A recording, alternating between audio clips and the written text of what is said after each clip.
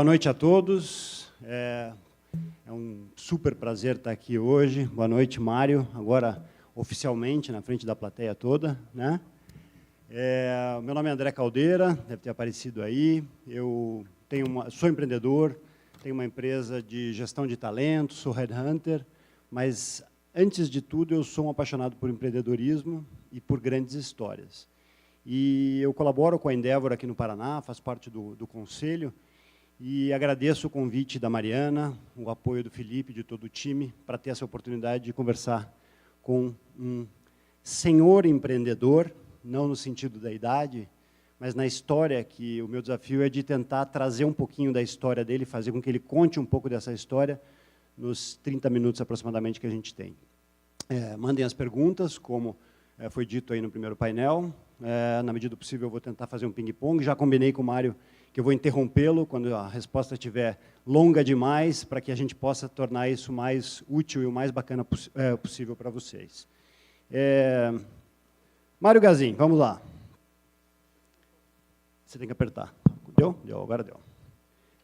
Eu vou começar lendo o seguinte. Você fundou as lojas Gazin no dia 13 de dezembro de 66.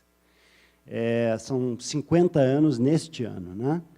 E você criou um grupo que vai faturar mais de 3 bilhões, já faturou, né, no ano passado, 7.300 pessoas e 227 lojas, sendo 5 delas abertas esse ano, e, apesar da crise, vai abrir mais 7 ainda esse ano.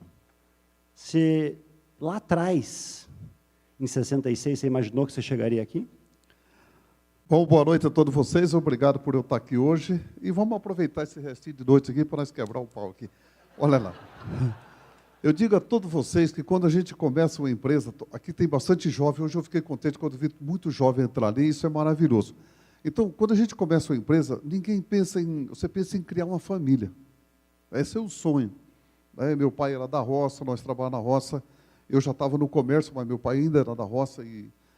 Então, o sonho era ter uma vida um pouco melhor. E o sonho de cada um é ter uma coisa um pouco melhor. E eu nunca pensei de chegar, nós éramos 5 irmãos e uma irmã, então era 4 homens. A irmã que ia se fuder, porque nós não pensávamos em dar nada para ela. Essa era a história mesmo, na verdade. Mas os 4 irmãos, então o sonho meu era que nós tivéssemos, na época, pelo menos uma loja para cada um. E isso foi acontecendo. Aconteceu, de fato, a primeira loja, e depois de 5 anos, 4 anos e pouquinho, nós abrimos a segunda loja, e no 6º ano nós já abrimos a terceira, e aí foi até inteirar os 4 irmãos. E sobrou a irmã, de fato, mas ainda, de fato, ela era muito jovem. O irmão mais novo era mais jovem. Esse foi o último a pegar a loja. Quando inteirou os 4 lojas, eu tinha um funcionário que chamava Pedro Paulo, hoje ele é de Belo Horizonte, e ele falou, mas agora é minha vez. Quer dizer, então, saiu a 5ª loja. Depois saiu o outro também, falou, porra, eu também precisava de uma loja, então saiu a 6ª. E, gente, tudo isso, eu vi o menino falar aqui hoje de confiança. Eu acho que essa é a palavra que a gente tem que ter na vida. A gente tem que saber confiar, muitas vezes a gente erra. Daí eu não sei se eu tenho um tempinho ali, mas quando um funcionário meu me leva no Ministério do Trabalho, eu posso até xingar ele de filha da puta, mas eu tenho que pensar, não olhar mais dele, eu tenho que olhar naquele que não me deu trabalho, naquele que me ajuda a crescer. E acho que foi isso, a sorte que eu tive, foi tudo isso aí. Então, vamos lá.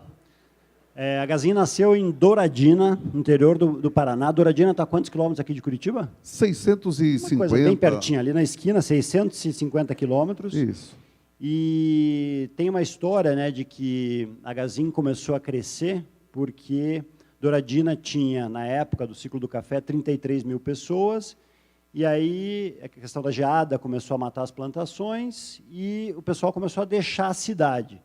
E isso, ao invés de ser uma crise, se transformou numa oportunidade e até numa estratégia. Conta rapidamente para a gente um pouco dessa estratégia de crescimento. Tinha 33 mil habitantes em 1970, era um movimento imenso na rua. Eu não lembro quanto que eu faturava, mas eu devia faturar mais ou menos aí já uns $500 mil. E aí eu vendia para caralho mesmo. Não tinha dó. Eu tinha até dó da Pernambucana na época. E...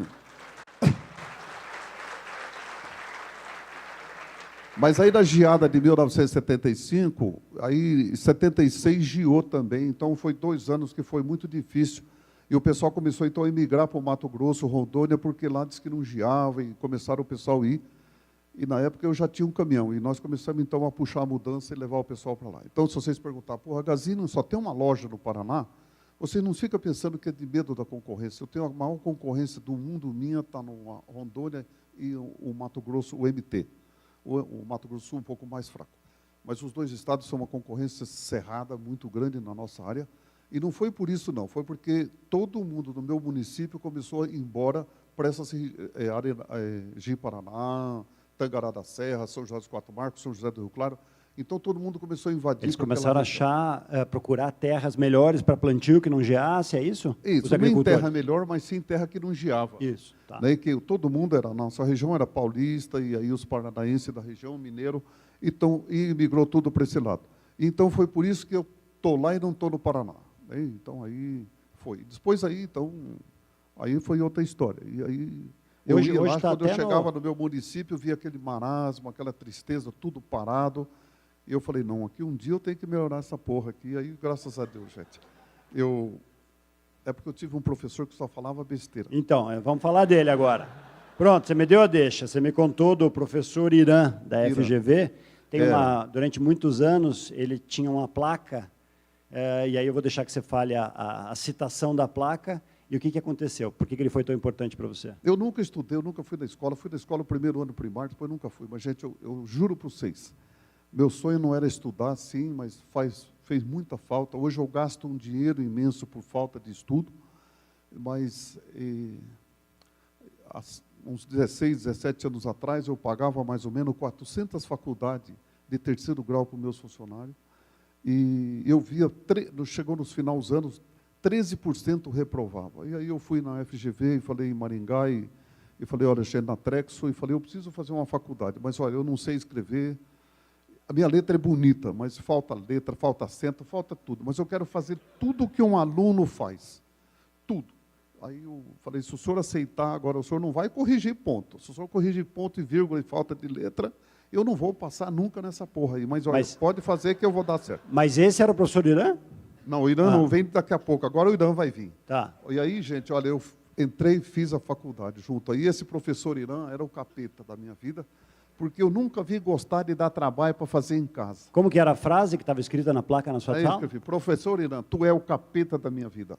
Né? Porque um dia eu perguntei, professor, o senhor tem que entender, eu trabalho 16 horas por dia. Eu saio da minha casa, venho aqui, ando 200 quilômetros, estudo, fico na escola na segunda e na terça-feira.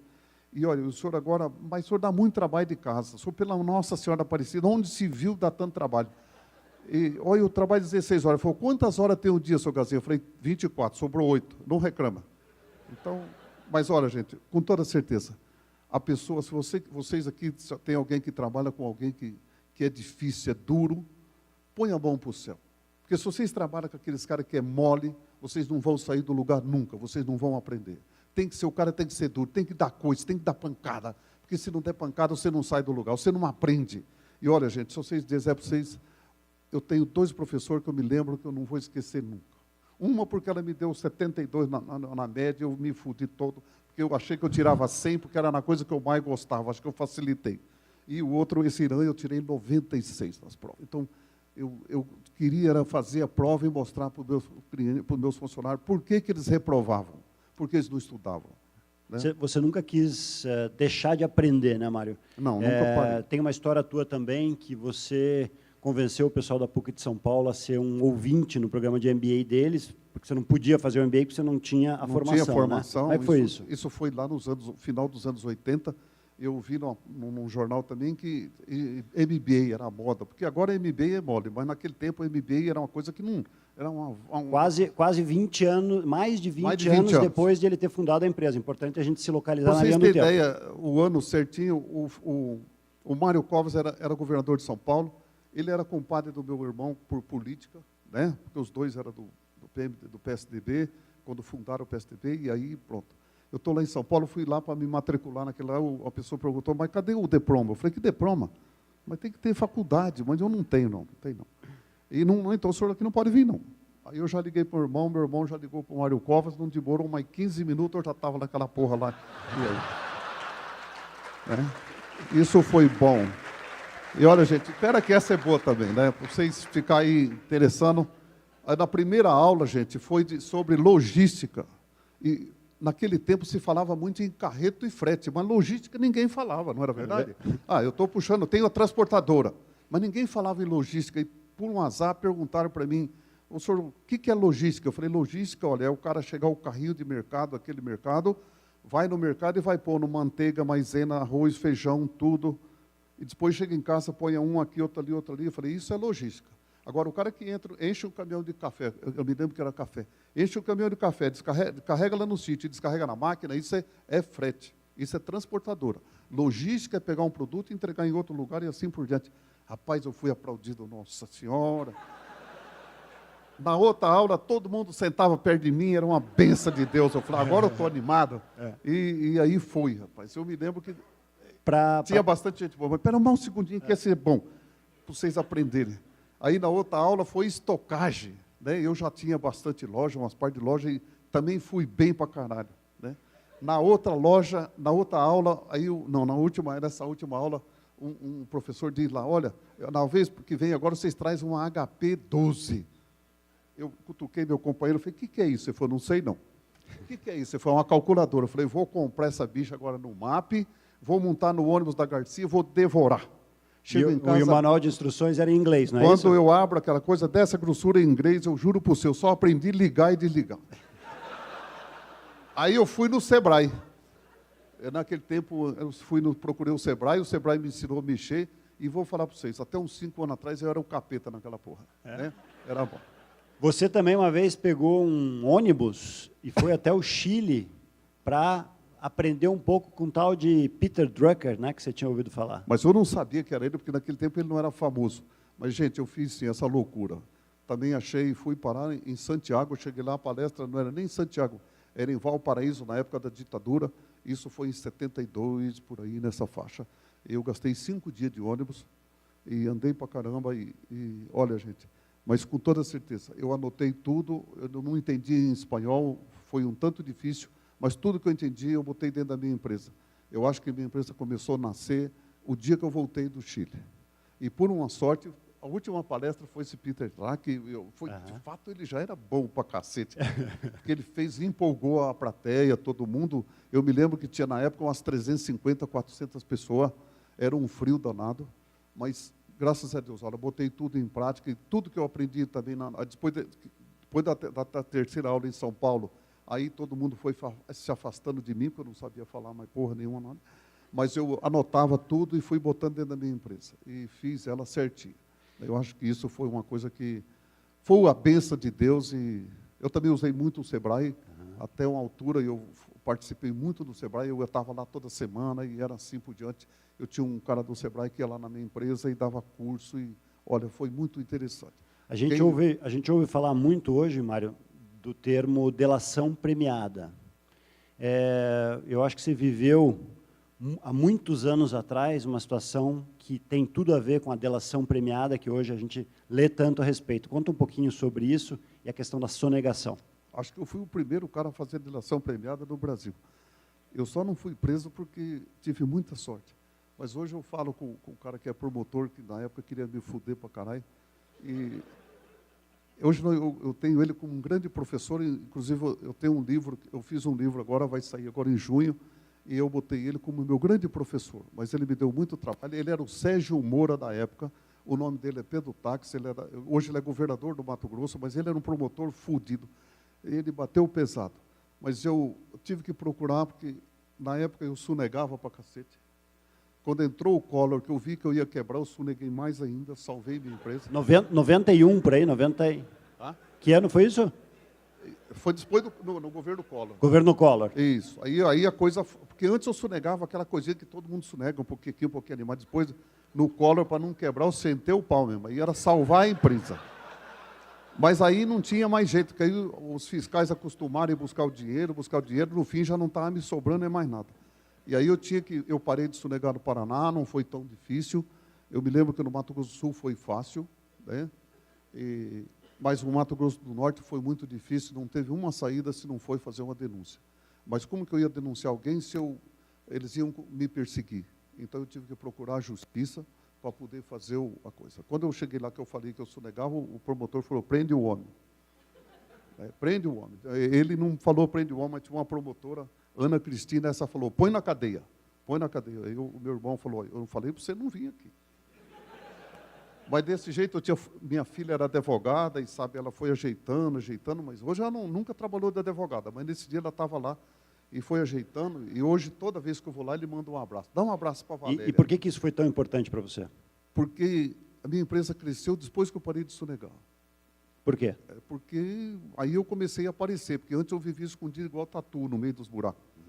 Eu me lembro que na minha mesa tinha 3 telefones, eu tinha 2 celulares, meu irmão tinha uns 2, 3 celulares, porque naquele tempo um não pegava, o outro pegava, então era um problema sério. E foi o último dia que nós sonegou, foi até o dia 7 de setembro de 1987. Dia 8, nunca mais se sonegou uma coisa. E minha empresa fez assim, ela cresceu. Aí ela apareceu, a gente fez uma coisa que, olha, a gente tem que fazer certo, para que o mundo dê certo. Falando um pouquinho sobre controle de custos, é verdade que o cafezinho na sua empresa é pago e que todo mundo tem que colocar moeda, e que quando você recebe visitante, você pega 2 moedas, uma para você e uma para o visitante? 50 centavos. Não pode ser de graça. Gente, nesse mundo não tem almoço de graça. Não, 50 centavos era 50 centavos. E não é barato também não. Só que, por exemplo, o dinheiro não é meu. A sobra, vamos dizer, lá no 25 mês, 25 dias do mês eles pagou, e 5 mil eles vão tomar de graça. Aí, quando sobra dinheiro, está lá. Agora, inventaram a banana, né? Tem a banana e a maçã também é paga, não é de graça. Você vai lá comer uma banana e mais paga. E que mensagem é essa para a turma lá? Hã? Que mensagem é essa? Eu acho que é bom, porque eu acho que é mostrar para todo mundo que nada cai do céu. Né? Tudo cai do nosso suor, das costas. É isso que a gente tem que fazer. E olha, gente, minha empresa é a 3ª empresa para trabalhar na América Latina, e somos o RH mais admirado. E vou dizer para vocês, minha empresa é a empresa mais linda do mundo. Porque aí todo mundo fala, puxa, então lá tem uma construção bonita. Não, gente, lá tem povo feliz. Essa é a diferença. Então, isso eu acho muito interessante. Mário, falar um pouquinho das metas, então, né? A Gazin é uma empresa absolutamente fixada em metas e que vive essas metas com uma verdade que é muito impressionante. Eu queria que você tirasse do bolso o seu lenço e a sua carteira. É a cueca. A cueca não, né? Porque vai ficar chato aqui, mas... Gente, não, é sério, mostra. Não, eu vou mostrar. Mas é uma coisa também que a gente tem que botar, porque o que eu vejo também, gente, quantos patrão tem vergonha de falar para os empregados que quanto vendeu, quanto deu de lucro, quanto que não deu. Gente, eu perguntei para o meu patrão, eu tinha mais ou menos uns 12 anos, perguntei para ele, Suceli, quanto nós vende aqui? Olha, nós não vende nada. Eu falei, mas cara, eu trabalho feito um louco, como é que nós não vende nada? Daí ele também trabalhava. Aí um dia eu perguntei para ele, já quando nós já bastante já juntinho, eu perguntei para ele, mas quanto nós dá de lucro aqui por mês ou por ano? Eu não me lembro porque eu perguntei quanto dá de lucro. Mas isso aqui não dá lucro? Nós vivemos porque minha sogra é parteira, mas eu que levava a véia para fazer parto, eu não sei o que é essa porra da injeção que para dar o parto, a mulher já sabe, mas eu não sei. Aí, quando eu saía, era dona Fena, ela não tinha uma perna e ela andava de muleta, mas era uma bela parteira. Eu nunca vi uma criança morrer. E aí ela falava assim, olha, essa família é tão pobre que não tinha dinheiro para me pagar a injeção.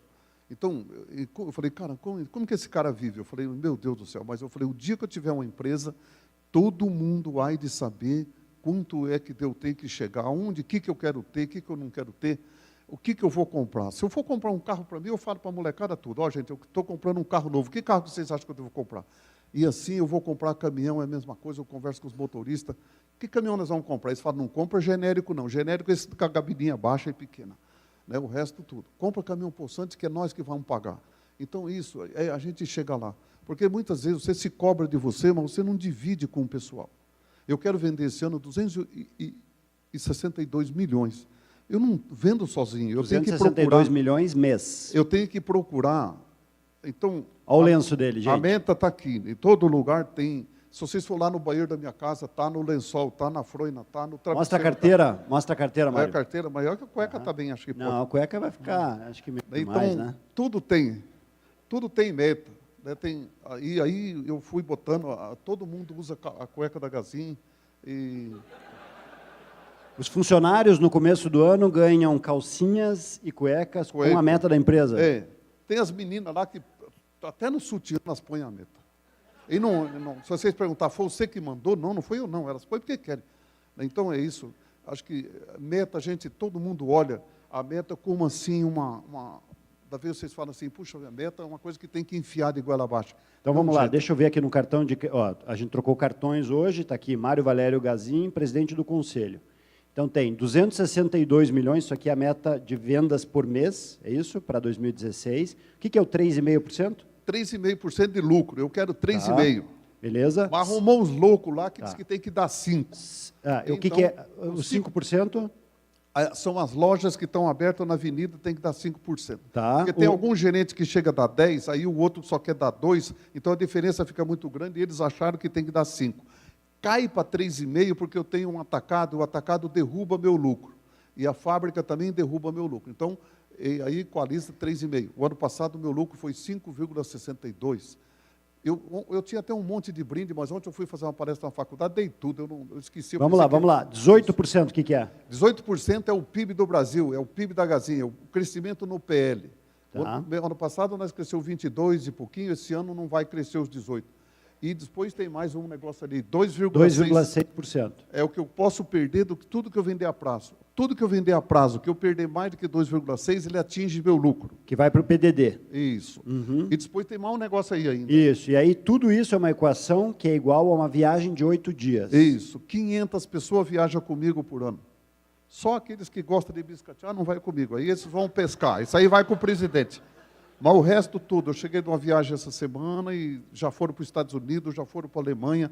Então, é 500 pessoas. Dessas 500 pessoas... Esse é o cartão da Gazin, gente. Metas 2016. Uma vez por ano, eles são renovados para todo mundo. Dessas 500 pessoas que viajam, 350 é funcionário e 150 são clientes. Meus computadores ficam sorteando.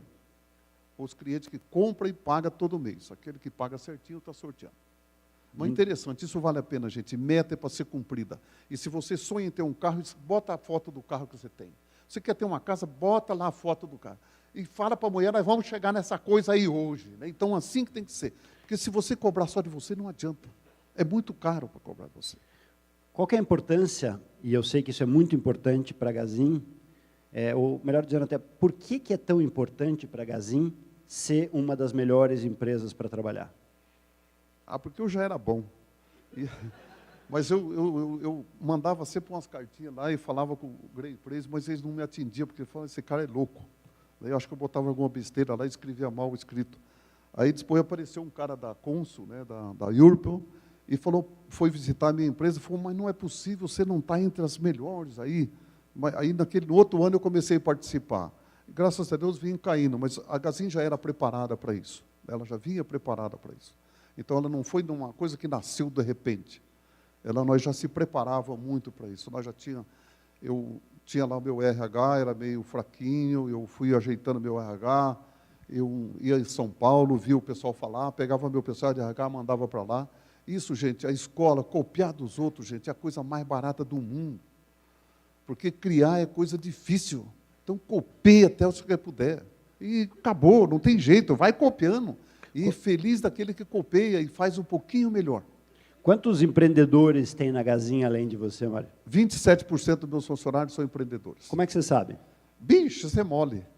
Hoje nós já temos um sistema, a Sônia tem um sistema, mas é muito interessante. Empreendedor é aquele que você vai lá, e eu vou lá para mandar o cara fazer, chega lá e já está tudo pronto.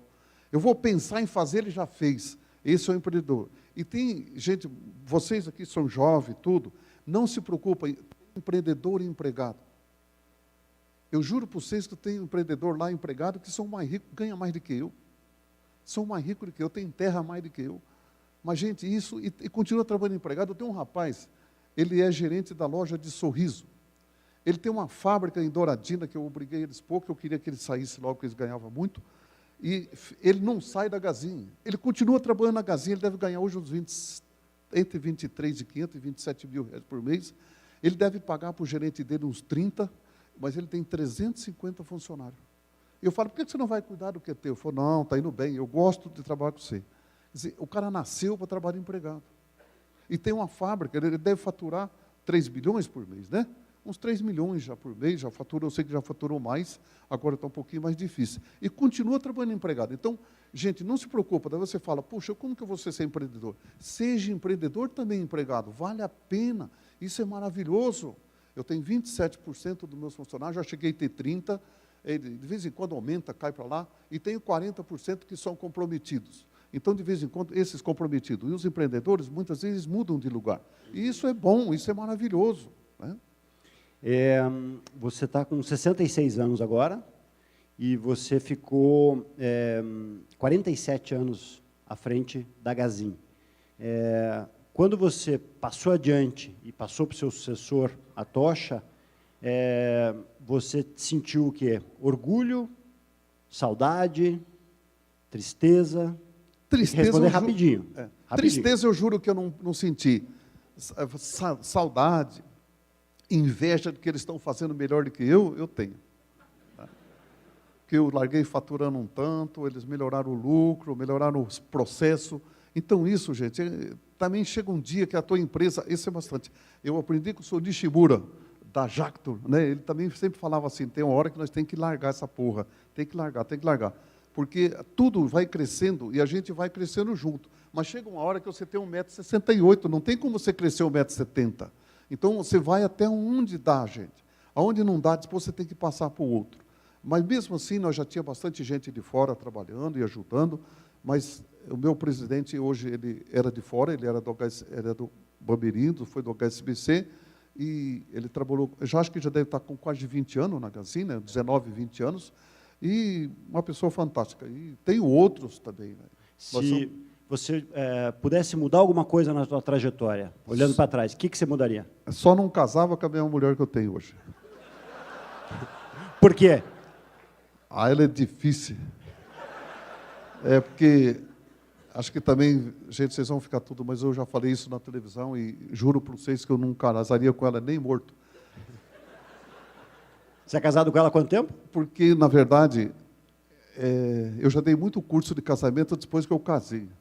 Se tivesse um filho da puta que tivesse dado o curso para mim, eu não tinha casado com ela. Porque eu já separei. Eu já separei muitos casais na época que estavam se casando, se separaram. E hoje eu tenho 2 senhoras na minha cidade que, quando nós se encontramos, elas falam, Mário, se não fosse você, eu tinha casado com aquele traste. Resgatando o nosso mote, né? Se você quer que as coisas mudem, faça a mudança acontecer. Vou repetir. Se você quer que as coisas mudem, faça a mudança acontecer. Isso, gente. Sempre, se você quiser que as coisas mudem, isso eu sempre falo já há muitos anos, se você quer mudar alguma coisa, mude você primeiro. Se você ficar esperando alguma coisa do outro, é muito mais difícil. Então, você tem que fazer você primeiro. Faz você, mude você primeiro. Poxa vida, eu quero ir lá, mas para mim ir lá eu tenho que estudar, eu tenho que fazer um planejamento, eu tenho que chegar lá, e aí dá certo. Não fique esperando o governo te ajudar, gente. O governo nunca vai ajudar ninguém. Esquece, vai entrar Pedro, Paulo, Antônio, mas o que eles podem fazer é melhorar um pouquinho, parar de roubar um pouco. Mas do resto, gente, nunca eles vão fazer nada. Você vai ter que botar a mão na massa. Então, faça você mesmo, né? Quando eu falo você mesmo, não divide com o pessoal, com as pessoas que trabalham com você, acredita nas pessoas que trabalham com você, mas faça, bota eles para fazer. Daqui a, se Deus quiser, 50 anos, quando você não estiver mais aqui nesse plano, nessa existência, estiver acontecendo um evento da Endeavor aqui nesse lugar, e o pessoal estiver falando do Mário Gazin, como que você gostaria que eles te definissem? Mário Gazin, um empreendedor que... Aqui mudou tudo, é que mudou uma cidade, eu acho que mudou uma região. Eu acho que essa foi a ideia. Mesmo analfabeto, gente, né, até os 50 anos, sem ir sequer na escola. Eu tinha ido já lá em São Paulo, mas lá eu sofri, só foi bom as 2 primeiras aulas. Depois eu fiquei no canto. Mas, até então, gente, fazer isso, né, acreditar nas pessoas e buscar diferente, mas estava ali sempre no Sebrae. Depois do Sebrae, eu achei que o Sebrae ficou pequeno para mim, eu comecei a buscar, então, aí foi a fundação primeiro, foi a fundação. Primeiro mesmo foi a Universidade Estadual do Paraná, aqui de Cascavel, depois foi a fundação, depois Getúlio Vargas, depois vamos outra, agora já é Getúlio Vargas de novo, nós chamamos que o nosso braço. Aí, eu tenho uma universidade que agora, no final do ano, ela faz 20 anos, só dentro da minha empresa. Isso, na época, eu vim aqui, só o Abamerindos tinha aqui em Curitiba. Eu fui a primeira empresa do norte do Paraná a usar um computador, a primeira empresa a usar um notebook. Então, gente, a primeira empresa no Brasil a usar um caminhão de 30 metros, porque eu ia lá no Chile, tirava foto de uns caminhões grandes e falava para o meu filho da puta do meu gerente, vamos fazer essa merda aqui.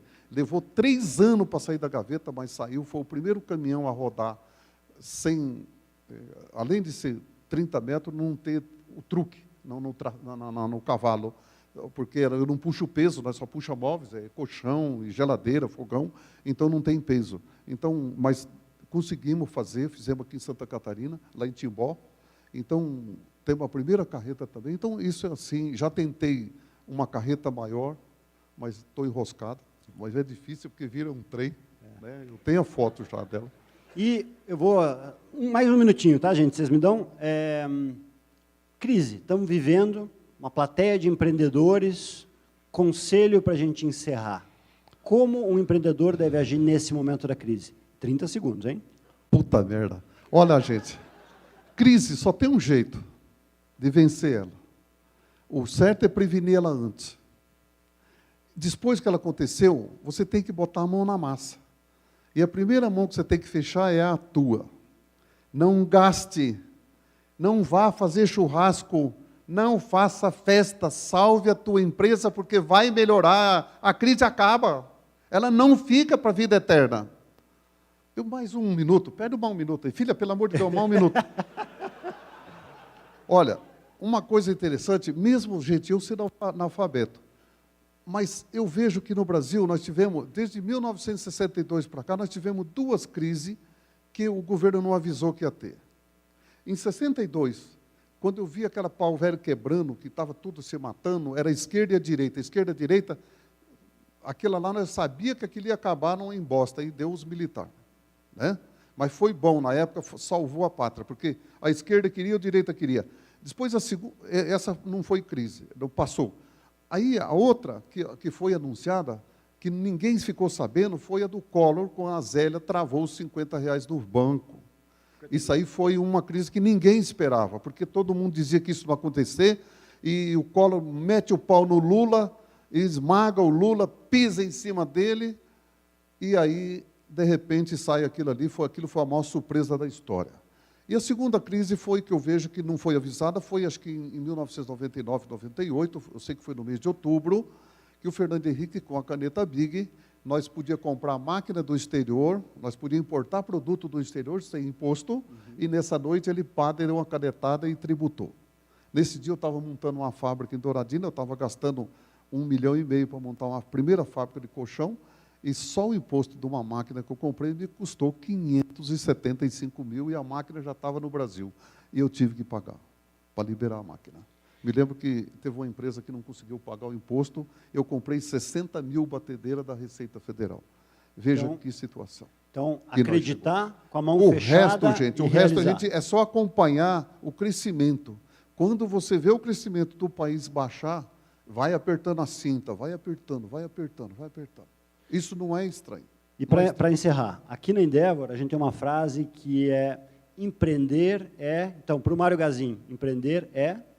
Essa eu não entendi. Fala empreender é... O que é empreender para você? Empreender é fazer, né? Botar a mão na massa e buscar, e entender as coisas. E o empreendedor, gente, nunca tem pressa. O empreendedor, ele pensa sempre no amanhã. Ele vê o mundo amanhã. Né? Já o herdeiro, aquele que tem pressa, ele até manipula o resultado. O empreendedor cria o resultado, esse é o caminho. Bom, temos que encerrar. Eu acho que eu poderia tentar fechar dizendo o seguinte, que empreender é, para o Mário Gazin, fazer a mudança acontecer. Foi isso que a gente conseguiu ver aqui. Gente, uma salva de palmas para o Mário. Muito obrigado.